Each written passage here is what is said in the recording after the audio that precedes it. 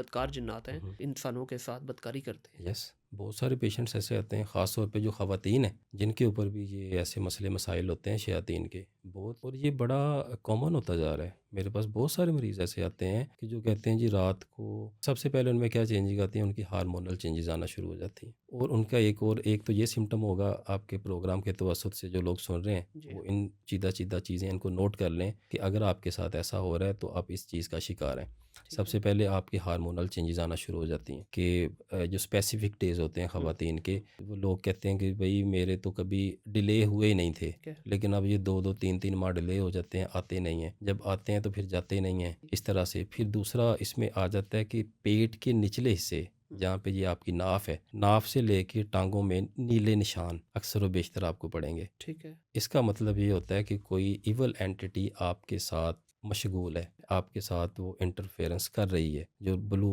Science होते हैं जी। इस हवाले से। बल्कि ऐसे भी पेशेंट आते हैं जो बताते हैं कि भई रात को उनको स्पेशली अच्छा। उठाया जाता है और फिर उसके बाद उसकी कैफ़ियत ऐसी होती है कि वो बेचारी 1-2 दिन उठने के काबिल नहीं रहती ख़वातीन। सही। जिस्म थक जाता है, टूट जाता है। हमारे यहाँ क्या कहा जाता है कि भई ਇਹਦੇ 'ਚ हाज़री ਹੁੰਦੀ है ते अद्धा पौना घंटा रहंदी है, फिर ख़त्म हो जाती है, फिर सही हो जाती है। अब बंदा बिल्कुल। उनसे पूछे वो इधर करने क्या आता है? जो भी है वो इविल एंटिटी है, जी। उसका मकसद क्या है?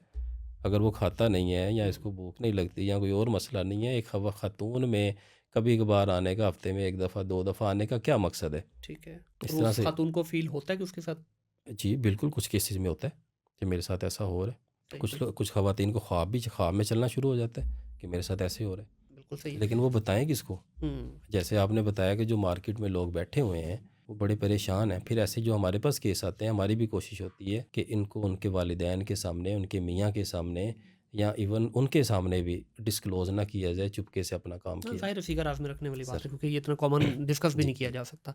अच्छा, इसमें सर जिस तरह मैंने पहले भी सवाल पूछा था कि जो हमारी शहरी आबादी है, इसमें भी ये बसेरा है इनका जी, या बिल्कुल है। रहते हैं? बिल्कुल, जो ऊँचे दरख़्त होते हैं, हुँ। ऊँचे खंभे होते हैं, जी। इन चीज़ों पे इनका बसेरा होता है। जो गंदी चीज़ें होती हैं, वो कूड़ा-करकट में भी अक्सर होती हैं। सही। हाँ जी। तो ये फिर जो एक हदीस का आई थिंक सो मफ़हूम है ग़ालिबन के शाम के जो मग़रिब का टाइम है उस वक़्त अपने दरवाज़े खिड़कियाँ बंद कर दें जी, और बच्चों को अंदर कर दें और रोशनी कर दी जाए, तो उसके पीछे भी यही लॉजिक है? अल्लाह आपका भला करे।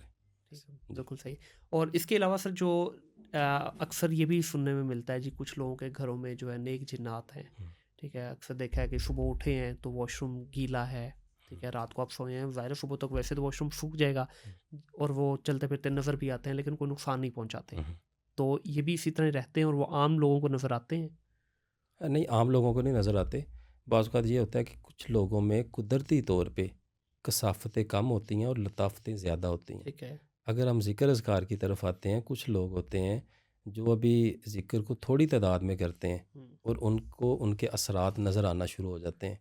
सही। इसका मतलब ये होता है कि उनमें लताफ़त ज़्यादा है, कसाफ़त कम है। हुँ, कुछ लोग होते हैं जिनको सारी-सारी ज़िंदगी वज़ाइफ़ करते हो जाती है, लेकिन उसकी वो तीसरी आँख बेदार नहीं होती। ठीक है। जिनको ऐसे मुशाहिदे नहीं होते, अच्छे ख्वाब नहीं आते। इसका मतलब ये होता है कि कुदरती तौर पे अल्लाह तबारक तआला ने इंसान की जो एक जिस्मानियत बनाई है, उसमें कसाफ़त ज़्यादा, लताफ़त कम है। सही। और ये जिस्म की बात नहीं हो रही, ये रूह की बात हो रही है। हुँ, जितनी आपकी रूह लतीफ़ होती जाएगी ज़िक्र-अज़कार के बाद, परहेज़ के बाद, अल्लाह तबारक तआला आप पे बहुत सारे ख़ज़ाने आश्कार करते जाते हैं। बिल्कुल सही है। सर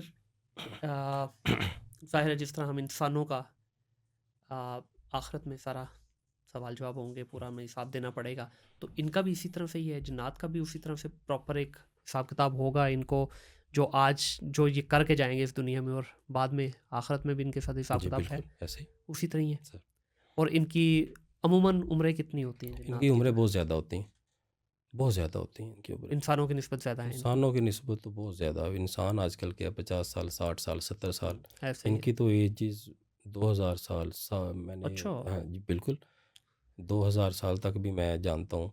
फिर उसके बाद 1000 साल, 700 साल, 600 साल, 500 साल, ये तो नॉर्मल है इनकी आपके एजेस। पास जो है उसकी कितनी उम्र है? ऐसे इसमें बताना मुश्किल है आपको। इसमें ये होता है कि जो भी एक रूहानी सालिक है, जिसका अपने मुर्शिद के साथ बेहतरीन ताल्लुक़ होता है, उनकी ये सारी चीज़ें वो वक़्त के साथ-साथ तब्दील होती रहती हैं। ठीक है। मतलब उसका जी, जी, हमारा और ज़ाती तौर पे मेरा भी इन चीज़ों में इंटरेस्ट नहीं है। हुँ, मैं सिर्फ़ गुज़ारिश कर देता हूँ, आगे पेश कर देता हूँ। फ़ॉर सही है। एग्ज़ाम्पल आप मेरे पास आए हैं, मैं अपने माजिद रहमतुल्लाह अलैह का तसव्वुर करके, उनकी मुराक़बा करके, मेडिटेशन करके दरख़्वास्त पेश कर देता हूँ कि ये बंदा आया है, इसको हमने अपनी ड्यूटी सरअंजाम दे दी है कि आप ये पढ़ें, बाकी आप ख़ास नज़र इनायत फरमाएँ।